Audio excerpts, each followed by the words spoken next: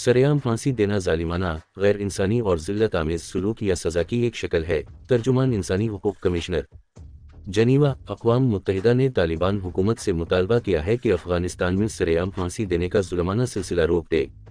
आलमी खबर रसां के मुताबिक अक़वाम मुत्तहिदा के इंसानी हुकूक के हाई कमिश्नर के दफ्तर के तर्जुमान जेरेमी लारनस ने कहा कि गुज़श्ता हफ्ते अफ़गानिस्तान में खेलों के स्टेडियम में 3 अफराद को सरेआम फांसी देना परेशानकुन है।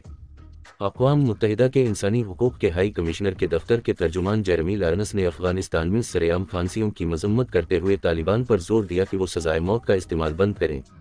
अपने बयान में जेरेमी लारनस ने कहा कि सरेआम फांसी देना जालिमाना, गैर इंसानी और जिल्लत आमेज सलूक या सज़ा की एक शक्ल है जो शरई और सियासी हुकूक के बैनुल अक़वामी मुआहिदे के तहत महफूज ज़िंदगी के हक़ के मुनाफी अमल है।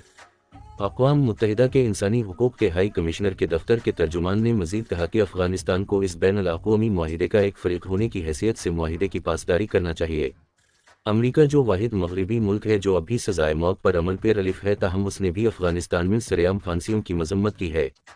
अमरीकी वज़ारत ख़ारिजा के तर्जुमान मैथ्यू मिलर ने कहा कि सरेआम फांसी की सज़ा देना बर्बरियत की एक और अलामत है जो अफ़गान हुकूमत अपने ही लोगों के सामने दिखाती है।